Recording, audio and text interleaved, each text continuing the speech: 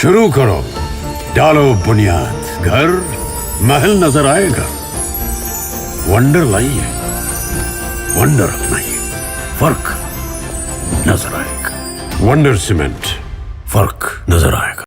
लीजिए, अब गालियों पर भी सर्वे आ गया है। जी हाँ, गालियां भी अब रिसर्च के दायरे में आ गई हैं। मध्य प्रदेश के 55 जिलों में एक अनोखा सर्वे हुआ जिसमें लोगों से पूछा गया कौन सबसे ज्यादा गाली देता है, महिलाएं या पुरुष।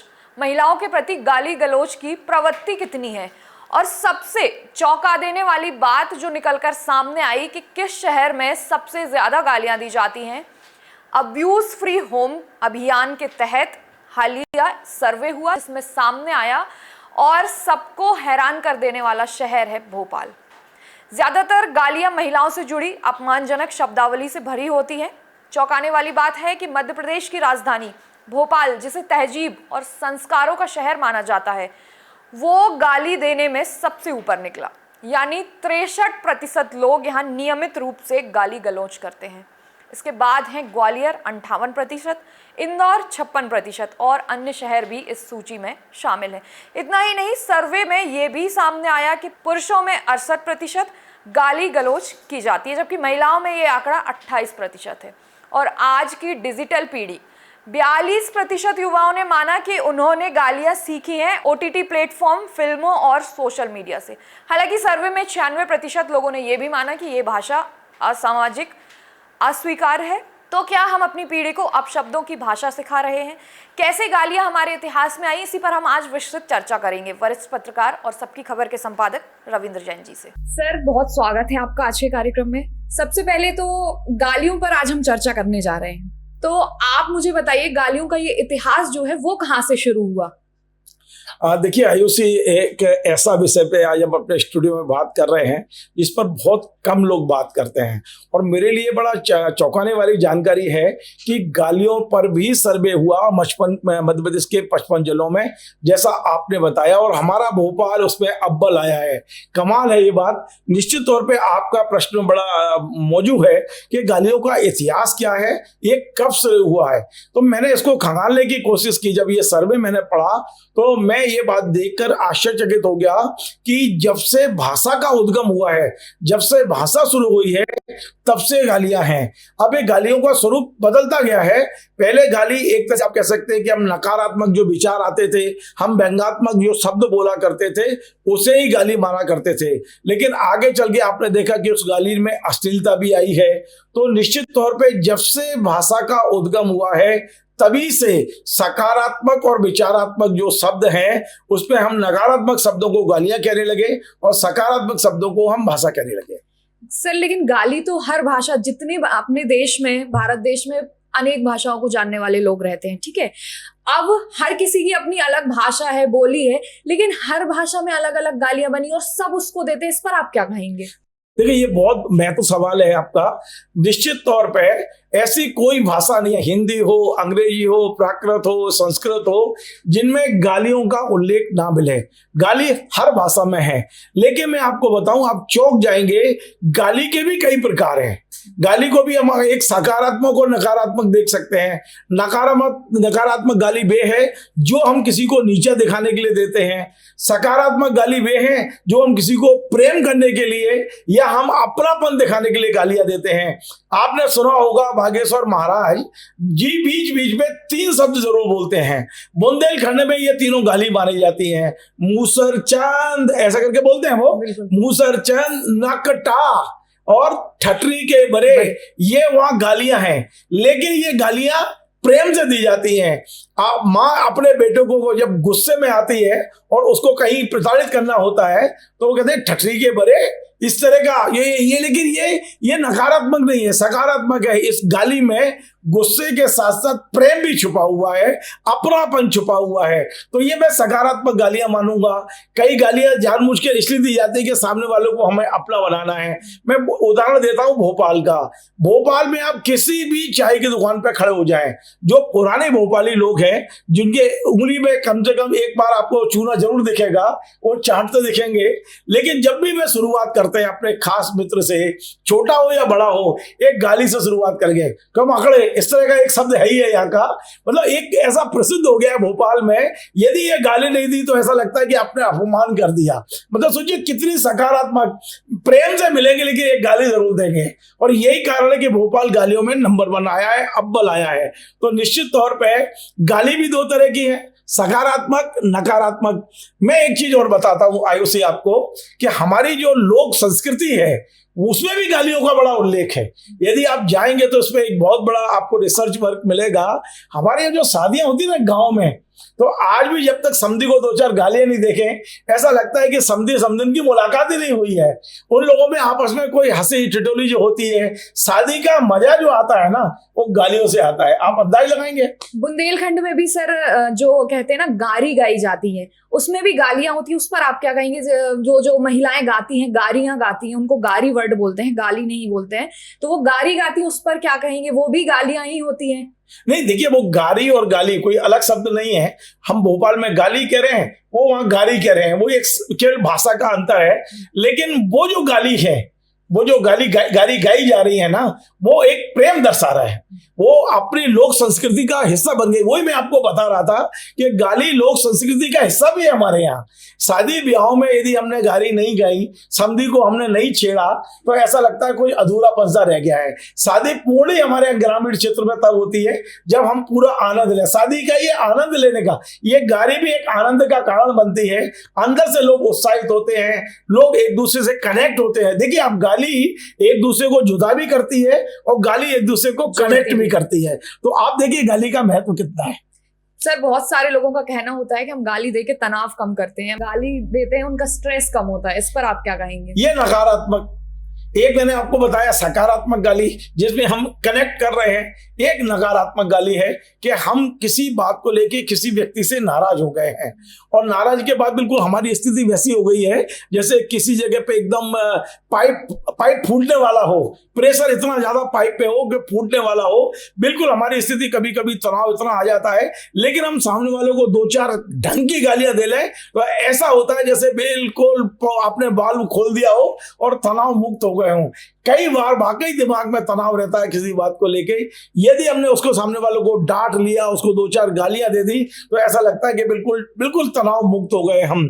तो देखिए गालियों के भी कुछ और प्रकार जो मैंने नोट किए, मैं आपको बताता हूं।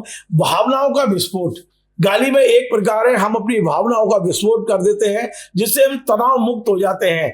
गाली देके विस्फोट हो जाता है और हम तनाव मुक्त हो जाते हैं। अब सामने वाला कैसा रिएक्ट कर रहा है वो अलग अलग है, उसकी विधा अलग अलग है। एक है प्रभुत्व, यानी हम ताकत किसी व्यक्ति पर यदि हम ये चाहते कि मेरा आदमी है, हम उस पर प्रभुत्व दिखाना चाहते हैं, तब भी हम अनावश्यक गाली देते हैं, ये बताने के लिए कि तू छोटा है मैं बड़ा हूं, तुझ पर मेरा अधिकार है, इसलिए भी गाली दी जाती है। एक है हास्य और ठिठोली के लिए, जैसा मैंने बताया कि इसमें अपनापन छुपा है, हंसने के लिए कि हम 2-4 गालियां दे तो लोग हंसते हैं। कई लोग तो मालूम है, आप यदि देखेंगे लोक व्यवहार में, आम जनजीवन में, कई व्यक्ति इसलिए सामने वालों को छेड़ते हैं कि यार आज इसने गाली क्यों नहीं दी, और गाली सुन के बड़ा आनंद लेते हैं। कई लोग गाली के लिए छेड़ते हैं सामने वाले को। हमारा सांस्कृतिक प्रभाव भी है गालियों का, जो मैंने बताया शादी ब्याहों वाला। और कई लोग जो बिल्कुल नकारात्मक है, वो आदमी सामने वाले को नीचा दिखाने के लिए, उसे बहुत टुच्चा छोटा दर्शाने के लिए भी गालियां देते हैं। तो ये गालियों का कई तरह के प्रभाव समाज में देखने को मिलते हैं। और निश्चित तौर पर ये बात सही है जो आपने कहा कि गाली देकर कई ऐसी परिस्थितियां भी बनती हैं कि गाली से आदमी तनाव मुक्त भी होता है। लेकिन सर आजकल जो स्टैंड अप कॉमेडियंस हैं या जो कॉमेडी करते हैं, वो माँ बहन की गालियां देते हैं लोगों को हंसाने के लिए, और लोगों को ये सुन के मजा भी आता है। लेकिन ये तो समाज के लिए सही नहीं है ना, कि अगर किसी महिला को पर्टिकुलर आप माँ बहन की गालियां देकर उस पर जोक क्रिएट कर रहे हैं। क्योंकि इसके पहले भी लोग कॉमेडी करते थे, हास्य कवि सम्मेलन हुआ करते थे, उनमें इस तरह का कुछ नहीं देखने को मिलता था। लेकिन अब की जो जनरेशन है वो गालियां देख के तालियां पीटती है। आयुषी, आपने बहुत गंभीर सवाल पूछा है।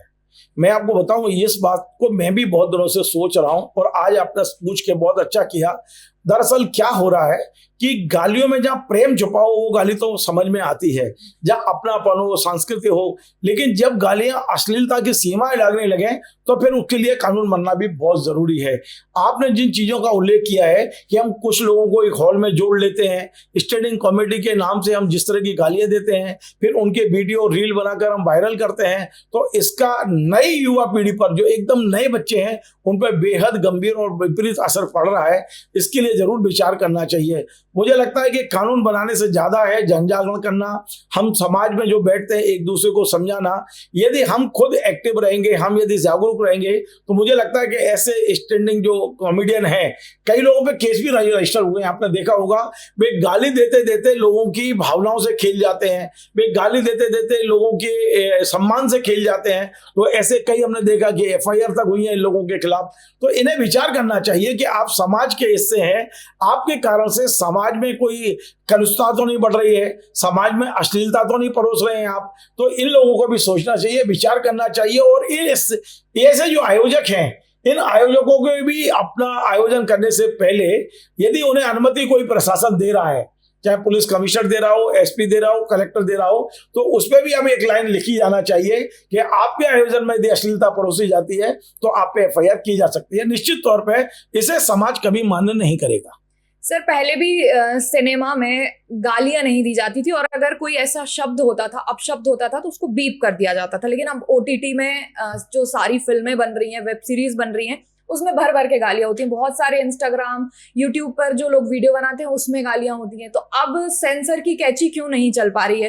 क्योंकि बहुत सारे ऐसे लोग हैं जो गाली देकर वीडियोस बनाते हैं और अच्छा खासा पैसा भी कमा रहे हैं। तो अब इस पर क्या हमें आगे करना चाहिए? सरकार को कुछ एक्शन लेना चाहिए ताकि ये चीजें रुक सके? देखिए, यदि आप गौर करेंगे कि इसका भी एक सिचुएशन पॉइंट आ गया, गाली देने का, अश्लीलता परोसने का भी सिचुएशन पॉइंट आ गया। अब आप देखना कि फिर से बदलाव आएगा समाज में। पहले आपने फिल्में देखी होंगी, गीत गाता चल, और ये जो पारिवारिक फिल्में बनती थी, फिर फिल्में डाकुओं पे बनने लगी।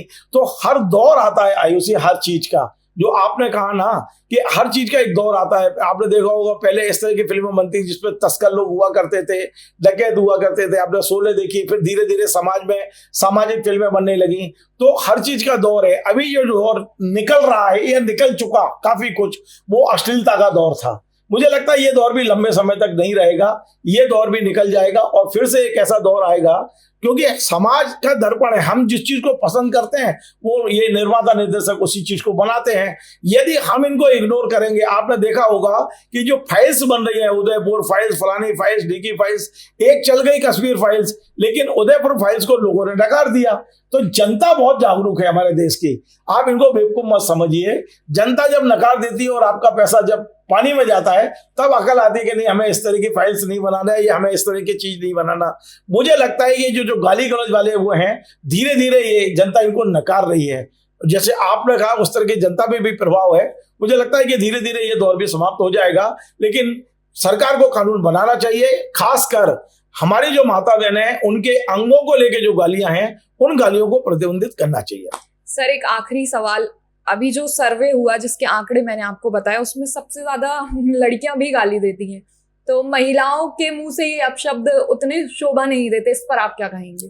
बिल्कुल, निश्चित तौर पे हमने जिस तरह का समाज बनाया है और भारत में जिस तरह के समाज की हमने कल्पना की है, उसमें यदि महिलाएं सिगरेट पीते दिखती हैं तो बहुत सारे लोग अचानक देखने लगते हैं। आप देखिए कि बाजार में आप खड़े हैं, एक जगह पुरुष सिगरेट पी रहा है तो कोई नहीं देखता उसको, लेकिन एक लड़की ने सिगरेट पी तो तमाम नजरें उसकी ओर जाती हैं। क्यों जाती हैं? क्योंकि हमें उनसे कल्पना नहीं है इस तरह की।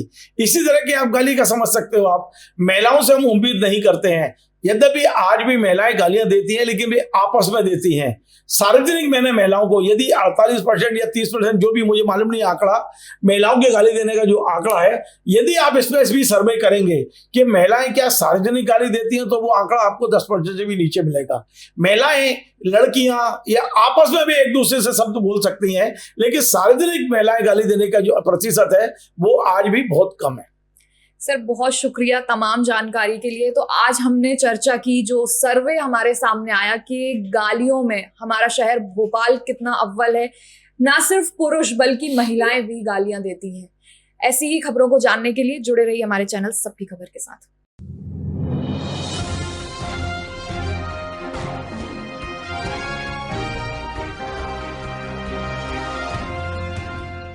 शुरू करो, डालो बुनियाद, घर महल नजर आएगा।